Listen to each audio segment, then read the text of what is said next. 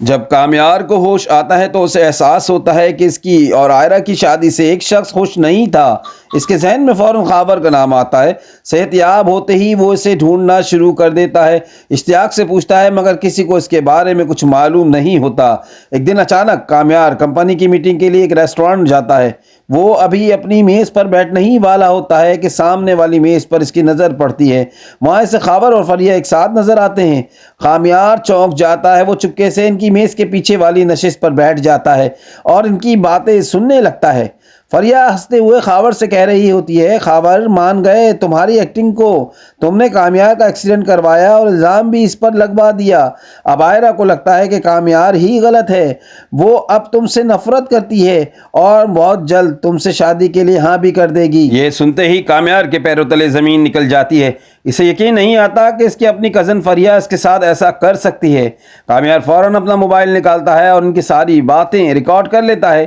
ثبوت ملتے ہی اس کا خون کھول اٹھتا ہے، وہ اپنی جگہ سے اٹھتا ہے اور سیدھا ان کے پاس جا کر فریہ کے منہ پر زوردار تماچا مارتا ہے۔ یہ دیکھ کر خاور کامیار پر حملہ کرنے کے لیے میز پر رکھی شیشے کی بوتل توڑ دیتا ہے، مگر اس بار کامیار تیار ہوتا ہے۔ وہ خاور کا ہاتھ مروڑ دیتا ہے، اسے زمین پر پٹک دیتا ہے اور لاتوں گھوسوں سے اس کی پٹائی شروع کر دیتا ہے۔ ریسٹورانٹ میں ہنگامہ مچ جاتا ہے۔ اسی دوران پولیس وہاں پہنچ جاتی ہے، کیونکہ کامیار نے اندر آنے سے پہلے ہی پولیس کو پیغام بھیج دیا تھا۔ پولیس خاور اور فریہ کو رنگے ہاتھوں پکڑ لیتی ہے اور انہیں گھسیٹتے ہوئے جیپ میں ڈال دیتی ہے۔ کامیار وہاں سے سیدھا عائرہ کے گھر پہنچتا ہے۔ یہاں ایک نیا موڑ آتا ہے۔ عائرہ اپنے کمرے میں اپنا سامان پیک کر رہی ہوتی ہے اور عرفان صاحب اسے ایئرپورٹ چھوڑنے والے ہی ہوتے ہیں، کیونکہ عائرہ نے ہمیشہ کے لیے شہر چھوڑنے کا فیصلہ کر لیا ہوتا ہے۔ کامیار گاڑی سے اتر کر گیٹ پر کھڑا ہو جاتا ہے اور بلند آواز میں کہتا ہے، عائرہ مت جاؤ۔ عرفان صاحب غصے میں باہر آتے ہیں اور کہتے ہیں، تم یہاں کیوں آئے ہو؟ میری بیٹی کی زندگی بخش دو۔ کامیار بغیر کچھ کہے اپنا موبائل نکالتا ہے اور ویڈیو عرفان صاحب اور عائرہ کے سامنے چلا دیتا ہے۔ ویڈیو میں فریہ اور خاور کا جرم صاف صاف سنائی دیتا ہے۔ سچ سامنے آتے ہی عائرہ کے ہاتھ سے بیگ چھوٹ جاتا ہے اور وہ پھوٹ پھوٹ کر رونے لگتی ہے۔ عرفان صاحب کو اتنا پچھتاوا ہوتا ہے کہ وہ کامیار کے قدموں میں گر جاتے ہیں اور روتے ہوئے کہتے ہیں، بیٹا مجھے معاف کر دو، میں نے ہیرا چھوڑ کر پتھر کو چن لیا تھا۔